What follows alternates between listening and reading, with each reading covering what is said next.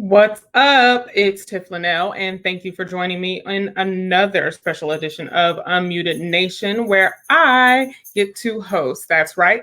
Alex is on vacation, a much needed vacation, and he gave me the privilege, the honor to grace you all with my presence as Tiff Lanelle, as I do a pre-launch tease for Tiff Talks. In case you missed yesterday, make sure you go to any one of our pages, Boss FM, Unmuted Nation, Tiff Lanelle, Alex, one of them, pick one, subscribe to them all, and then make sure you catch yesterday's episode and all of the wonderful episodes of Unmuted Nation. And you also want to mark your calendars. November 2nd.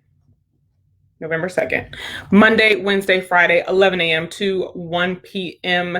is when you can catch Tiff Talks live. You don't want to miss it. November 2nd, Tiff Talks, Womanist Theology, the Bible in a way you've never heard it before, social justice, criminal justice, politics, all the things. Mark your calendars. We have another amazing show for you tonight. I have another amazing guest. And of course, I'm repping the amazing Spelman and Morehouse in honor of homecoming. Now, this guest is not a stranger to the Unmuted Nation family. You have seen her on here before. I had to welcome her back because she is a Spelman sister of mine. Please welcome to the nation, Miss Kia.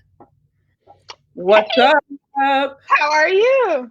I am good. I'm here. How are you? Yes. Phenomenal. Since 1881. I almost said 1981. I did not get one of those cups because I didn't. But the flag, the cute little flag is on my refrigerator. That's as high as I'm going this year. So. We were talking about that in the group chat, and I was like, yeah, I understand why y'all didn't get a glass. I paid $140 for a wine tumbler. That don't make no sense. That don't make no sense. I can make one, but it's cute. You know? It's a cute tumbler. I just, no, thank you. How are you feeling? So I talked a little bit yesterday that, it's HBCU homecoming season. We're all missing it because we're virtual and all that other good stuff, but not really good stuff because we're not under a white tent with a red cup right now. How are you feeling this season, not being able to be under the illustrious white tents? This year is interesting because I feel like this is a year that we really need homecoming. We need to go and be around people who know us and love us and appreciate us and affirm us. And we need those hugs and that chicken at the Q tent and that red cup and that mindless dancing and safe space. And we can't get it. So it's even harder this year to not be able to go back to homecoming. So I don't even know what a substitute for that is, because we're all gonna hop on the Zoom calls and these online parties, but that's not the same. It's not that's the same. Hugging your folks. It's not the same as swag surfing. It's not the same as, like you said, that good old chicken right fresh off the grill in the red Solo cup and getting the hoagie at that one food place that we all go to every year for homecoming. Yes. I need my hoagie and my fries and the go box. I look forward to that every year with my funnel cake. Yes. So I'm a little disappointed, but that just means we got to go double hard next year, and hopefully we have it next year. You know what? Homecoming is a spiritual experience, and I don't think we talk about it enough as that. It feeds your soul. It feels good. It is Yes. home. It's literally home. It's literally home. It's homecoming. Like it's not just a play on words. We literally are coming home to feed our spirits and feed our souls. And to not get that this year, I saw in one of my groups, they were talking about, we got to meet in a park or something. Like, I can bring the grill. What do I need to do? Everyone's just like, I don't know what to do with myself. It's the first in October. What are we supposed to do? But you and I are going to rep the illustrious schools that we have, just a little spellman, and talk politics. So I know that you have been on Unmuted Nation. We've been on Unmuted Nation together before. So we're going to talk about a couple of things. I want to talk about the town halls. And we're going to talk about, I don't know if you saw, but the presidential debate topics were released. And then we have some trending now things. So we'll get into that. But election 2020 is first. I'm tired, sis.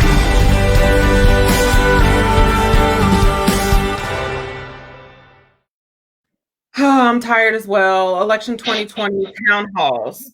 Biden, Trump, debate canceled, town halls instead. Now, from all accounts that I've seen, Biden won in the ratings department. One, are we surprised? And I saw one that was very shady. It said Biden beat out Trump, even though Trump was on 3 different versions of the NBC network. Biden was on one and still beat him out. So, one, are we really surprised? Like, what did you expect when you saw that they were going head to head? You know what? 2020 has been such a year that I like, the bingo card is just thrown out. Everything that happens, I'm like, well, that wasn't on my bingo card. Didn't see that coming. So I honestly did not know what to expect. That was refreshing to me. It hopefully it tells us a little bit about where America is. I feel like Trump supporters are a very loud majority. I am terrified that I am wrong. And I just hope that the voter suppression doesn't stop the momentum that Joe has, and that come November 3rd and whatever time afterwards that it's going to take to count all these ballots, that we can really walk out of 2020 with the ability to start anew and do the work that we really need to do to build like a solid country for the people who've been left out for so long. Right. And, I think all of us kind of felt like maybe we were in some bad spots before, but now over the last 4 years, it's like, oh no, we didn't even know what bad was. Like, I don't think anyone ever expected to sit and say, I really miss Bush. Baby. I miss that man. Like, it was that bad. And I've said that before, and people are like, well, which Bush? Pick one. Neither one of them was as bad as this. And I think from a policy perspective, you could debate that they are just as bad as Trump, but Trump brings this air of chaos around him. Like, it's just completely out of control that you don't even have the energy to fight what he's doing, because you're always responding to something. And he has just so destroyed our political norms. Like, we can't even, like, just the basics that people refuse to do, no matter how trash and horrible their policies are. He's destroyed all of that. So that's one thing that popped up with Mike Pence in the vice presidential debate. Like, Mike Pence is dangerous because he comes off as safe. Right. And Trump is just chaotic. So yes. Because his policies are almost worse. But, and it's like, I've been saying this whole political season, this go round of, we have to elect people that we can at least hold accountable. We cannot and have not been able to hold Trump accountable to anything. I mean, even in the not debate, that was the thing that was canceled. Even in the town hall last night, Trump couldn't even answer the simple question of, did you take a test before the last debate or not? And it's like, that's a very simple question. Possibly did, possibly didn't. What do you mean? It's a yes or no question. And we never seem to get anywhere when it comes to policy discussions with him or Pence. They just are dodging the questions, dodging the, Mm-hmm. even in the last debate, Trump said, when it comes to Obamacare, once we have our plan done, then we'll reveal it. You've been in office for 4 years trying to get rid of Obamacare. So if you don't have it done, no plan. I don't understand. So that kind of brings us into the debate topics for the next debate. It's fighting COVID-19, American families, race in America, climate change, national security, and leadership. This is shady. This is shady. It's very which shady. network is doing this debate? It's not CNN. I don't remember which network. I can't remember either. But like, I'm excited. I'm excited as well. So the next one is supposed to be October 22nd. COVID, American families, race in America, climate change, national security, leadership. That is shady. These all work together though. Like they're all so integrated, and and they all illustrate how much of a failure that Donald Trump has been. Exactly. I do have one fear.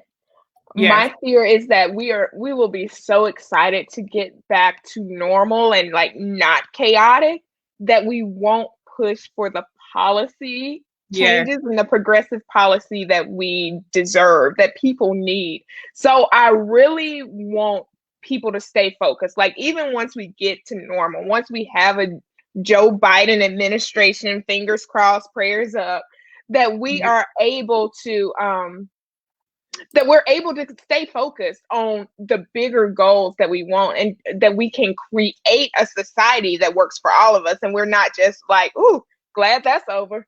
Exactly. I think before we even get to that point, my fear is that people will see or hear, well, they're not really talking about my one thing. We've talked, and I have both been on Unmuted Nation before, where we talked about people voting on one policy, one topic. And because neither side has really gotten a chance to talk too much about their policies, my fear is that people won't vote for anyone because they don't know the policies of either side, really. So, and now, Kia, you and I can have this conversation, especially. I have been seeing a lot of evangelical preachers and Christians talking about vote for Jesus. Love God, love the Lord. Jesus is not on the ballot. I was about to say something that was going to sound really horrible as a soundbite. Oh, please. This is Unmuted Nation call, so you can come on with it. Come on with it. What is Jesus going to do? Jesus didn't come out the sky during slavery. Jesus didn't come out the sky when the officer's knee was on George Floyd's neck. Jesus didn't come out the sky when they were slashing the voters' right at. I love, respect, appreciate Jesus. Calling on Jesus' name has worked for me personally. This work in this moment is ours. We should be inspired by Jesus to do the work ourselves and stop waiting for Sky Daddy to come down and save us, because that's not happening. Come on, Sky Daddy. Yeah, like Jesus is not on the ballot. And if anybody, I want a list of anyone who votes for Jesus. If you write Jesus on your ballot, I send me the names. I just want to have a conversation, because you are not paying attention to the moment that is at stake right now if you think that writing in Jesus on your ballot is really going to work. I mean, even when you talk about the topics of the next presidential debate, these are key things that we are dealing with in this country as people right now. And none of them are discriminating on race other than race in America. But this is a key, and especially since we missed the second debate that we were supposed to have because we have a petty ass child in office. This one on October 22nd is important. It's in Tennessee. So I think that's a very interesting, location for. Mm. It's hosted by NBC. Um, and so I think that Kristen Welker is going to serve as the moderator. And so I think that as we're talking about COVID-19, I really want to hear even more on how the Biden campaign, Biden and Harris, are going to deal with COVID-19. And even Trump, was talking about, now the Biden and Harris campaign are impacted by COVID. They had 2 people test positive. You had Mm. like 16 within a week because you had an irresponsible event happen on your watch. And so the stark difference, even in that, is drastic. When you talk about race in America, we talked last night about Black men who are stomping for Trump. Whether Ice Cube is one or not one, Mm. is up for fair game and conversation. But next week, there will be more conversation on the nation about Blacks for Trump. I don't understand. And I saw a clip of one man saying, look at everything he's done for the HBCUs. No, no, no. No. That's not how that went. That's not how that went at all. And if you ask any HBCU president, including the one for illustrious Spelman College, Okay. that's they didn't do anything. None of the promises to the HBCUs were kept. So I have real serious concerns about what I'm hearing. Have you heard anything differently from evangelical circles, from Christians, or anyone? What are you hearing in the streets that's concerning you right now about an election? Black evangelicals are giving me real big both sides energy or the abortion energy. And the first of all, both sides just really frustrate me because that shows that you don't have the ability to critically analyze the reality that's happening around you because both sides are not the same. And I will never tell you that the Democratic Party is perfect. I will never tell you that the Democratic Party doesn't have race problems, inclusion problems, diversity problems. But what I will tell you is that the Democratic Party understands that they are a big tent and their policies are more in line with what Black people need to be well in society than anything that the Republican Party has ever brought to the table. Right. And I think that's in order to understand something like that, you have to really understand the history of politics and the history of Mm. each side of the House. And I think that, this week we talked a little bit about the Senate Judiciary Committee for SCOTUS selection. It was very interesting and evident the different approaches to thinking and Mm. voting and decision making when it came to the committee hearings. So I think that again, and this is not just a presidential election, and I've been saying that all political season long. This is about your local elections as well. And we have to make sure that we are responsible for who we vote into office, who get these appointments, who get these elections, and make sure that we are holding them accountable. Daniel Cameron was somebody that was voted in, and it's different in each state. But now they and got to deal just with Kentucky for 3 more years. and just voted in November. Right, right. Like he So is what would have new to happened if this. somebody else been voted in, and then that person was in that seat for another 3 years? But And if instead, voted in. I'm sorry, if I No, remember correctly, the person who was in before him was a Democrat. And I'm not going to say that a Democrat attorney general would have pressed charges. But what I will say is, I am confident in this political moment, it would not look like it does right now. agreed. Agreed. And I think and that's really where the party lines get a little, iffy. Because Mm-hmm. when I vote, now I don't think I've ever voted for a Republican in my life, unless I had to because it was an incumbent and nobody else was running against them, or, Mm-hmm. some situation like that. But when you vote, it's very important. And I see some threads, and I'm very glad about this, where, we have initiatives and other local, the word is escaping right now, um, Lord, just drew a blank. Basically, policies and stuff in our districts that we have to vote on that could go into law. Oh Um, yeah, yeah, yeah. and so you have to look at even those and say, okay, who is sponsoring this? And what is the voting history of a person? And what have they supported? What have they not supported in their political history?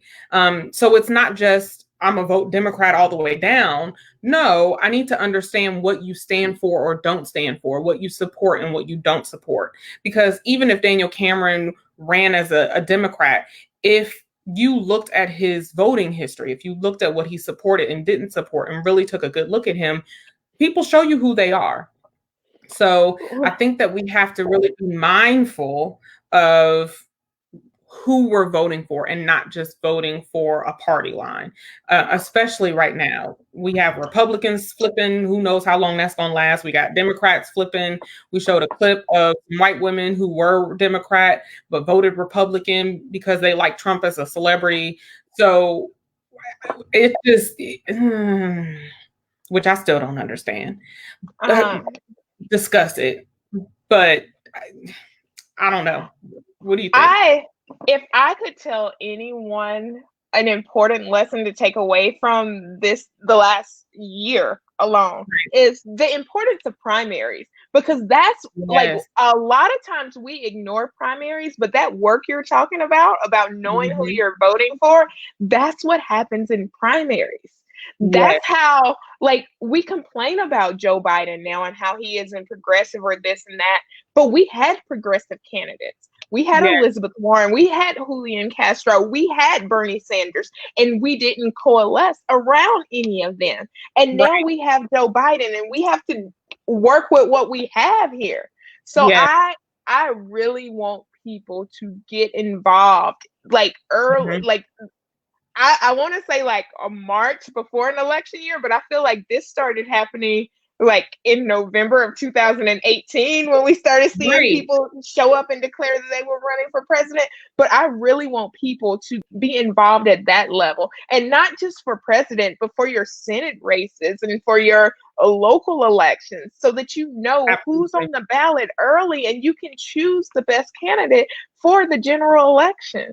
Right. And that's the crux of the problem. You have to, and I was telling someone else about Ballotpedia that I use to really research the initiatives and see who sponsored this, who supported this, who wrote this, who even brought this to the floor for voting, and what's the history of this. Did it get struck down before and now it's back on the table? If it was, what was changed in the interim to make it come back to the voting table? So all of that is public information available to us, available for us to research. I retweeted a thread not too long ago that went through some that are in my area in Georgia, but it's on the worldwide interwebs. So take I'm some. Sorry. You're fine. Take some time and research all of that and vote. Vote. If you don't do anything else, vote, for goodness sakes. So yeah, that's any last thoughts on that? Yes, what I was doing was grabbing my absentee ballot for the amendments and the referendums. And that is a really important part for you to research. Honestly, I'm going to be honest, that's a part that I fail to research often. And the wording on these can be real funny, where you will think you're voting for one thing and you are voting for something that is completely against your interests. So it's important to go to those sites that give you sample ballots and to research what it's really saying, because they put all this legal mumbo jumbo that's not easily interpreted. And I have a friend who I call and I'll be like, hey, Jay, how do I vote here? What should I vote there? But it's so important for us to like break these amendments down, get sample ballots. If you don't have an absentee ballot, you can get a sample ballot for your area offline from the Secretary of State website, or a lot of different organizations will break it down, and to figure out what's on the ballot before you go into the booth. Yes, that's very important. And also note that you are not, once you enter a voting location, at least here in Georgia, I believe it's the same for every location, you cannot have your cell phone out. Yeah. So you want to do this before you even get there, unless you just know you're going to be standing in line for 4 or 5 hours. But even then, do it before you get to the location. It's just important. And I think what you said, Kia, is excellent. Have a buddy system. Go over these things that are in your area. A buddy. I happen to be that buddy for a lot of my friends. They call me and say, "Girl, I don't understand what in the world this is saying. What what are you voting for? Speak to me in crayon. What does this mean?" Um, and they know I will sit and spend an hour or two researching all of this to understand what am I voting for, because they intentionally, especially when it comes to taxes, do you think it's a good idea that we increase this tax just by 2% so that we can use the money for XYZ projects? And it could be absolutely nothing of what they're actually trying to use the money for. So let's just be careful, get a buddy, pick somebody, or you be that buddy for somebody else. That's all I got on election 2020. The next debate is October 22nd at 9 p.m. NBC is hosting. Kristen Welker is the moderator, and we've already gone over all of the topics. So y'all make sure you'll be tuned in, and I'm sure Unmuted Nation will host some level of a show, and I will be tuned in as well. Now, it is time for trending topics. All right, trending topics. Coronavirus numbers are on the up, which of course is a problem. But out of the 39.1 million cases in the world, the United States hit a landmark number, and we are now at over 8 million cases and over 218 deaths, with 1.1 million deaths in the world. We are ahead of India, that has 7.37 million, and Brazil at 5.2 million. 8 million cases. 8 million cases. And Savannah Guthrie last night said in the town hall that only 10% of the country has gotten it. 8 but million you know what? Cases. It goes back to leadership, because that is the saddest part. When I think about the 200,000 people who have lost their lives, the people who didn't even know to take this seriously because our president wasn't taking it seriously. And right. It breaks my heart because we didn't have to be here. We could have been so much better prepared than where we are today. And for him to catch the virus and then to come out and get special treatment, let's be clear, got experimental treatment because of his authority in office. And to be so dismissive of like, oh, it's not that serious. No, it is that serious. You do not have access to the treatment that he has access to. And we deserve better. We deserve a leader who is going to tell us the truth and prepare us for the worst. Absolutely. And really, we talked about this last night, and it bears repeating. President Obama had put together a pandemic task force that not long after Trump got in office, he disbanded. There was a purpose in that task force. We are not supposed to be in the year of our dear Lord, 2020. There is no way, with all of our medical advances and technology that we allegedly have, that we have over 218,000 people who have died from this illness. And it's going up. And we're about to hit flu season. We're about to hit allergy season, which means it's going to go up even more. And he is still out here touting these Regeneron and all these other, he actually, I believe, used the word cure last night. It just... Cure for a virus. Cure which for like basic science. Basics, which is, again, I said last night, he's dumb. It bears repeating. He's dumb. Like, you don't understand basic science. And it would be one thing if you didn't understand basic science and you listen to the smart people around you. You are not even willing to listen to the doctors and scientists around you. I think we should say, because like I am medical adjacent. Like I have people around me who work in the medical industry who told me this, but like there are no cures for viruses. Your body has to It has to be an overcommon. immunity. Yeah. Which is, again, that is, and maybe people don't know this. That's what the fever is. That's what the cough is. That's what the headaches are. That's what the chills are. It is literally your body trying to fight off something that is attacking your immune system. So your temperature goes up because your white blood cells are going up. Your body is literally tearing itself apart on the inside, trying to heal itself. And our bodies are capable of amazing things if we let it be. But God also created medicine, but that medicine sometimes takes time.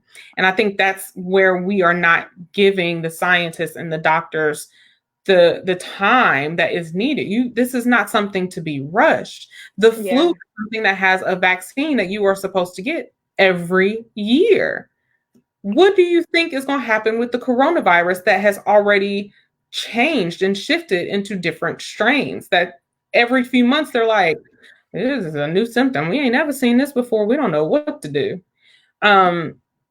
8 million is just a lot of people impacted by a virus that started in 2019. So it's been probably about a year.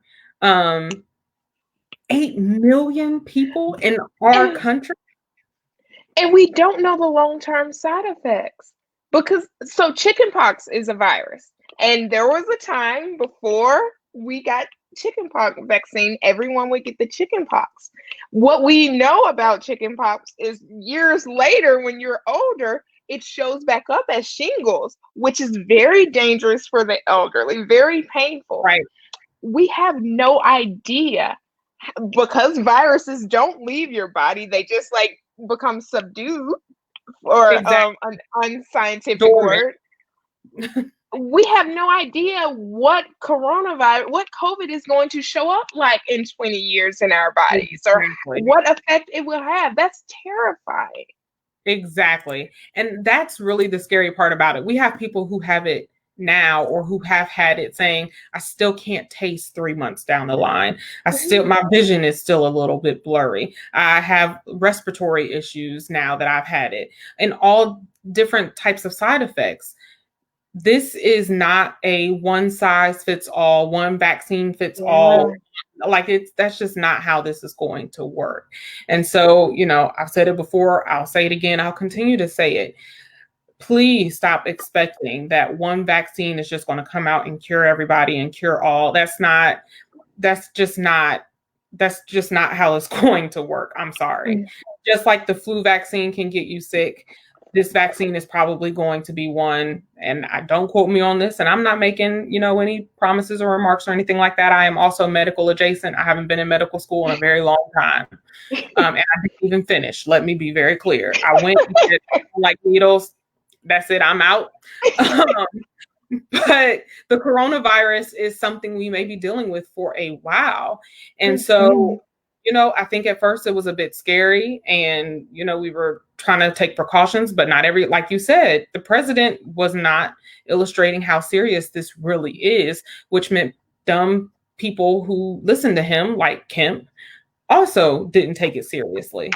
And now you have areas in places like Georgia where they still aren't wearing masks because they're still listening to bad advice. And he's still trying to promote bad and misinformation about masks not working. It's a simple thing. Wear your mask. I like wear your mask. It's very simple. 8 million. That number bears repeating. Over 8. We are number one in the world. Number one in the world in cases. I mean, USA, right? USA. Is this number one? Is this the great again that we were supposed to be getting? We got to be number one at everything. We got to be number one at everything. We just can't lose at anything. I just, at least one county is taking notice. Atlanta Public Schools has decided to postpone face-to-face schooling at least until January 2021. They will still have some sports that will be in play and that will still compete, football, volleyball, such like that. But I think this was a wise decision. And now I think it may be wise to even go beyond January 2021. But I know APS is one of the only school systems that I have heard of in Georgia, at least, that has delayed or postponed its face to face learning. Kia, what do you think about this decision? I think it's the right decision. I think that it is also not an easy decision for people in for the superintendent and the people who are having to make these decisions, because I was actually watching on Facebook before I hopped on here, and one of my old coworkers, I used to be a teacher back in a previous life, taught out in Clayton County, and one of my coworkers now works in Atlanta public schools. So she said, like, when she found out, she was in tears. They're also very concerned about the superintendent because Atlanta is very much a north and south divide. And the further Yes, north you go in the city, the more money you come into contact with, and the whiter the city gets. Let's just be clear. And the absolutely. north side of the city is really pushing to go back to school with no Right, concern for how this disproportionately affects the people in the south side of the city. And because right, we know equity does not show up well in our communities, the influence of the north side of the city usually has a larger impact than what you see on the south side of the city. So I am concerned about, like, this new right. superintendent who is making a decision for what's best for her students, but has this pressure coming from white money. Let's just be clear and call a thing to make a Let's different be decision. clear. And I think Right. that is a huge part of the problem with Fulton County schools here in Atlanta. Hmm. Because if you Yeah. know how Yes. Fulton is And it's shaped in on the map, like, it Fulton is like an eye. It's like a crooked eye, but it very much runs from the north point of Atlanta to the southernmost point of metro Atlanta area. So you get that even more in Fulton County than I would even say in Atlanta public schools. yes, agreed. And at what point do we really, I, I really can't tell if it's, are we jeopardizing our children's safety and putting money over our children's safety and our teacher safety and our administrator safety? Um, or are people just really blissfully ignorant to the impacts of this virus and think, oh, it'll be fine? Or are they really still listening to Trump, who said, well, people are going to die. We just need to deal with it?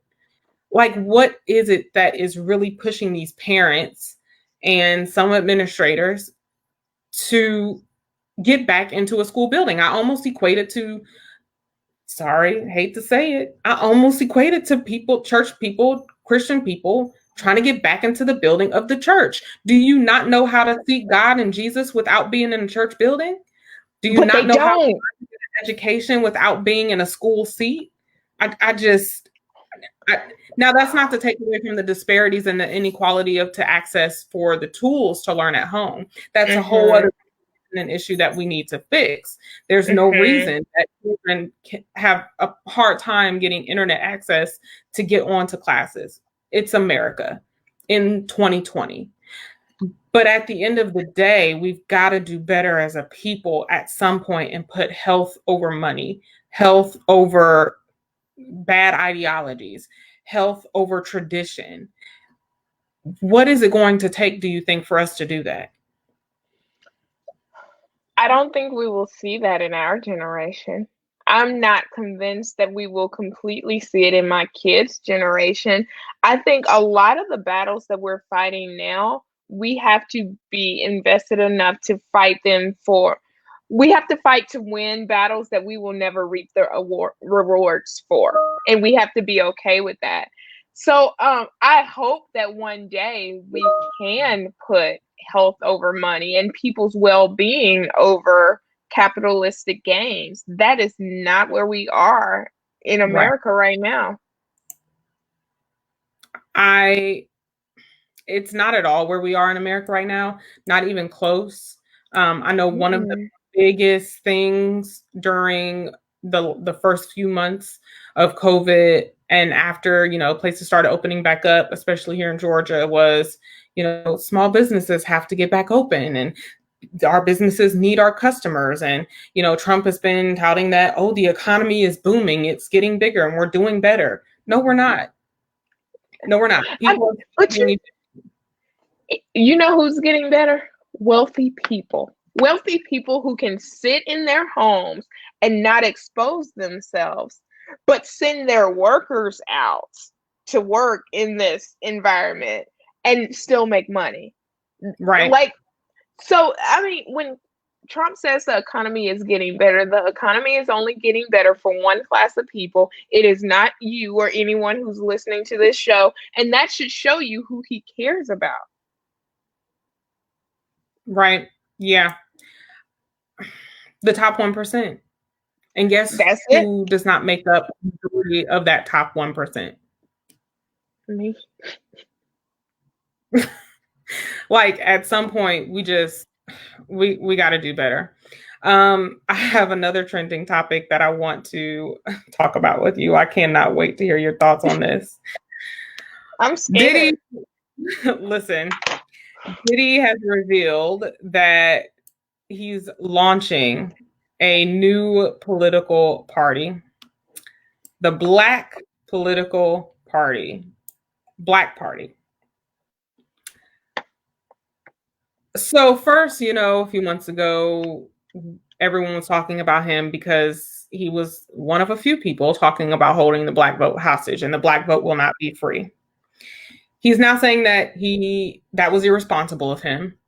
And he has also endorsed Biden, but said that once Biden gets in, we'll have to hold him to a higher standard, which is all any of us have been saying anyway, but whatever. What do you think about Diddy revealing the launch of the Black Party? So I'm going to name this up front for my own benefit because I have three things that I want to say about this.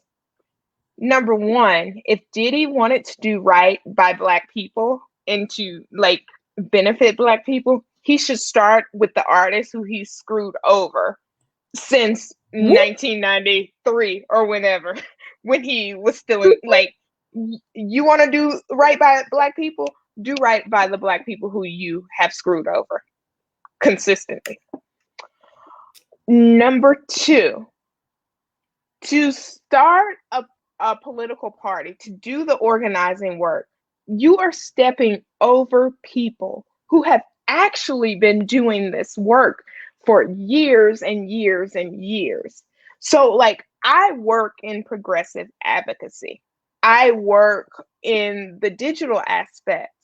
I wouldn't call myself an organizer because I know real organizers. I know people who've been talking about defund the police since like before I even understood what defund the police was. Like, there are people who have been doing this work, who know what policies we need, who knows how to build these communities. And for Diddy and all his arrogance to step over those people and say, this is what I'm about to do now because you have a little bit of money and power, it's just so disrespectful. If you wanted to organize Black people, you could have started with the mostly Black and queer folks who have been doing this work for years. But it's not about Black people. It's not about organizing us. It's about you having power, you being able to access the power and authority and a seat at the table. It's not about us at all. And that is disgusting. And I had a third point that I don't remember now. And I told you I had 3 points for that very reason. Oh, the other thing. Here's Black people are like, what, 13% of the population?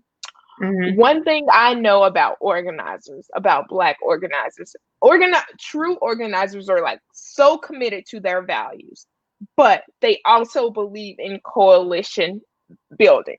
So Black people will never be able to gain political power solely on their own. They have to reach out to other marginalized people to build a coalition that is fighting for the power and the political access so that they can get policies that benefits everyone. The Right. problem with black men like Diddy is they want power, but they want to cut people out. They want to leave queer Mhm. people out. They want to leave trans people out. They want to ignore Hispanic issues and immigration issues. And they want it to be so focused, usually just around black capitalism, which we Whew, can talk about like how that's a small whole that other is. show. Yes. So, like, if you are not being honest about just the root numbers of like what kind of political power we can hold, we have to be able to build coalitions. And Right. nothing that you have done, past or present, has given me any confidence that you were able to build coalitions. Number one, the fact that you were stepping over the people who've been doing the work that you're pretending to do right now. It's disgusting. And so I'm glad you said that because that I'm going to read a quote of what he said. He had a conversation with Charlemagne the God, Mm. and part of his statements on this new Black Party were, "I'm launching one of the boldest movements that I've ever launched," which we know how his launches go, but whatever.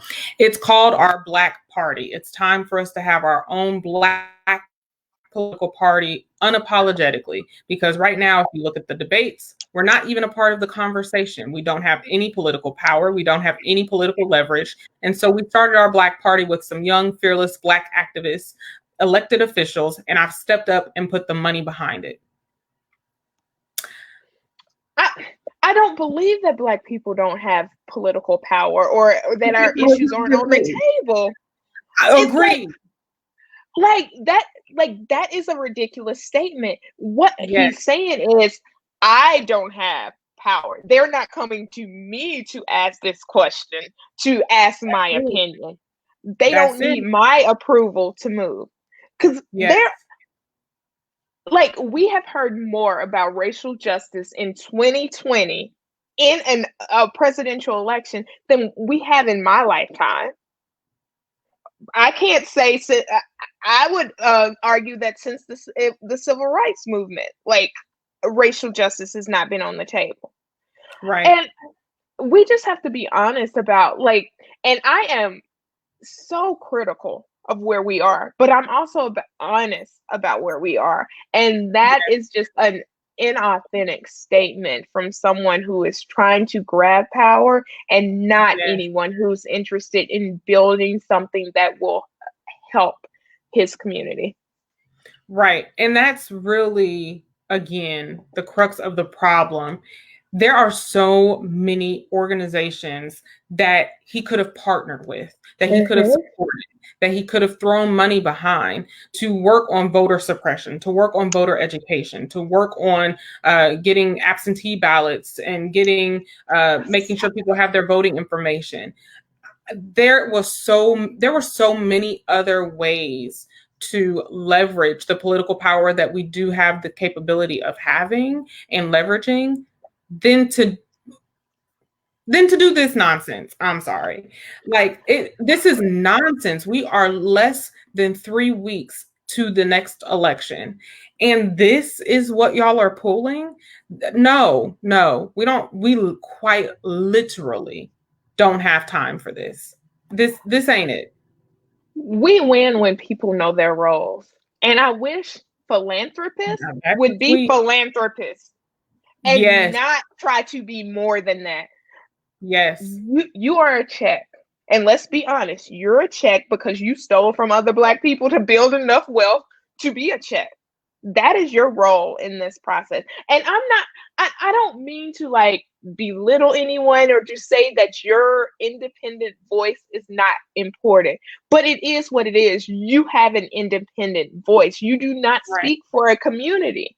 And if you right, wanted to have the influence that if you wanted to make a difference, you would use your privilege, which is your mhm, money that you got from stealing from other black people, to invest into the movements that are happening. The people who have right, done the work, who have studied, who have built the relationship, who have laid out policy agendas, who have stuff to bring to the table other than, hey, you gonna listen to me. right. And like you said, it's not just about Black people. Now I'm forever rooting for everybody Black. Always. always and forever. But let's be clear, there are many marginalized groups that if we came Yes. together in this Yes. country, we would be a force to be reckoned with. You know what? And I hate to call it brilliance, but that is the brilliance of white supremacy. It and Yes, capitalism. They yes, have they turn us against each other. So we are spending all of our energy fighting people who don't have who we shouldn't be fighting. Like our common enemy is white supremacy. We should be joining together to fight white supremacy. Our common absolutely. enemy is capitalism. We should be joining together to fight capitalism. Like, Yes. so for us to be like fighting over crumbs when they are sitting over here with the whole pie, no, you're not dragging me into that bull. Not at I all. almost, Not I at all. almost cussed. I didn't know if we were cussing tonight or not. Yes, you can cuss tonight. Tonight is Okay. fine. Yes, absolutely. We've been cussing all week. Yeah, like we don't have time for this. This is a time to, first of all, it's been a time to organize. So if Mm-hmm. you are just now trying to organize, I already got an issue with you. That's like that's problem number one. Wait, It's been time to do that. can I jump on that? Diddy Please. had an opportunity. Remember when he was doing Rock the Vote back when 106 and Park was out? And it was always Yes. Rock the Vote. Vote Like, or and die. Had yeah, all that's the what it was. listeners Not Rock the saying, Vote. Vote or so like, right. nigga, That was an you initiative. That was the time to carry that on. and Carry you that didn't. on. And once T-shirts stopped selling, you disappeared. Vote or die. And shit, we dead now. Now that we dead, you want to show up? Like, Now yeah, that we we in finna start. line for 7, 8 hours and getting to the location and it says, "Oh, you got the wrong polling location. So sorry. Where Oh, was your Vote or name Die didn't when they were? die."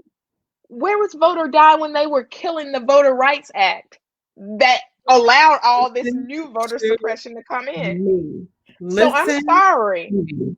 You That can't show up now talking about Black political party when you had an opportunity to make ends way, and as soon as T-shirts and like stopped selling, everything you else, disappeared.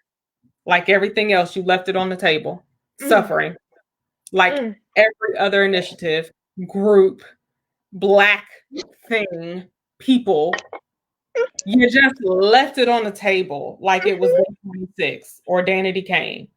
And Oh, how oh. dare you try to come back in now and say we're starting our own party? Sit your ass down. Like that's just not what we need. Send Amen. send like educate everyone, use your platform and your money behind organizations that matter, that are Yes, doing the work, that have yes, feet to the streets, that are literally that putting part. action and money where their mouths and their feet are. I Mm, personally know 3 or 4 organizations that I'm partnered with, just trying to get out the vote and get voter suppression knocked out. It is a huge problem in Georgia. And so if you love the cities and you love Black people so much, put your money mhm, where your mouth is. And it should not be behind trying to start a new Black party movement right now. And mm, stop marginalizing everybody else, because frequently the Black thing does not include LGBTQ. It does not mm. include non binary individuals. It does not include anyone else who fits outside of that traditional box. So, miss me with this. And you Let's, know where how about you do the work of the intra community work since you're so invested in the Black community? Because the times that I have had to argue with other Black folks about the fact that minimum wage should be a living wage, like I'm not to me. arguing with y'all's fools about whether McDonald's employees should make $15 an hour or not. If you go to work, you should, for 40 hours a week, you should be able to pay for housing. You You should, should be paid a minimum wage, period. And period. until we can do the unlearning within our community, we need to shut the hell up about trying to start some shit, because all we're going to do is replicate the oppression and abuse that we have learned from white supremacy and patriarchy and capitalism. Yes. Whew, that's it. So I'm sure I mentioned before they're going to be talking on the nation about Blacks for Trump. And I believe there's a promo. Let's just roll the promo. I just thank God for President Trump. You know, I ain't never met the man. I don't know the man. But I'm just talking about what he's doing for our country and what he's doing for our people. Black people working, you know what I'm saying? And get the vote out for Donald J. Trump. I am singing the national anthem for the Trump rally. After all that he's done for the HBCUs and relieving student debt for black folk, and don't forget the First Step Act, getting all the black people out of jail. After all that he's done,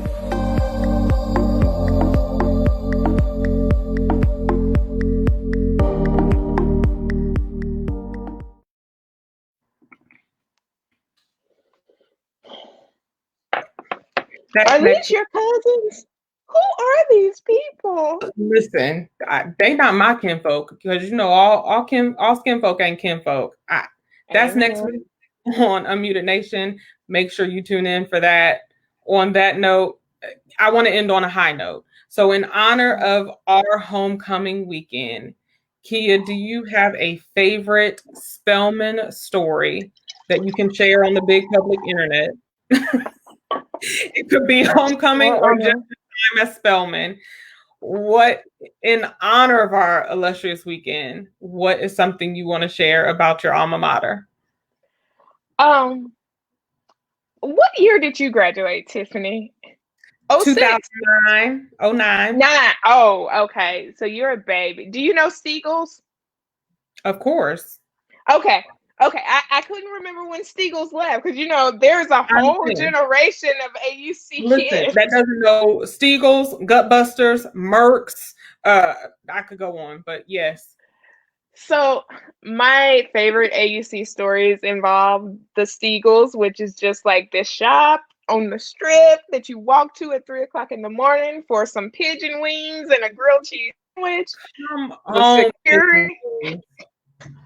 Those wings, it was supposed to be chicken, but those wings were way too big to be like hot wings. So they were suspect as hell. Yes. There was the security guard who didn't have a tongue, who we probably owe all types of apologies to because we just like we weren't familiar with ableism back then, and like oh my god, but it was. There is nothing like a 2 a.m. date.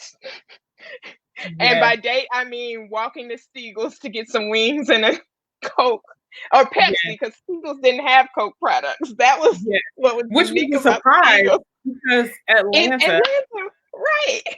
And it's not the only place. That was the only place I could get a Sunkist, a Pepsi product. So yeah, that is my journey. Like, and then CAU got slick and they tried to start closing the gate. So we would have to climb over the gate to walk down the strip to get Steagles at 2:00 in the morning. And I'm sorry, if you don't know what Steagles is, your AUC experience isn't a real AUC experience. I'm just calling you on that. Heard. And it's funny because, you know, now they have the Uber Eats and a little bit, but they have, you know, all of that other DoorDash and all of that Grubhub.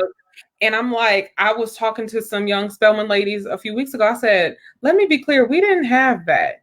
You could walk down the street to the Taco Bell or to the Church's Chicken. Now I'm going to give one of my favorite spots that I went to. When I went, it's not there anymore. It's actually moved locations now, as a lot of things have in the AUC. But there was a spot around the corner called Jamal's.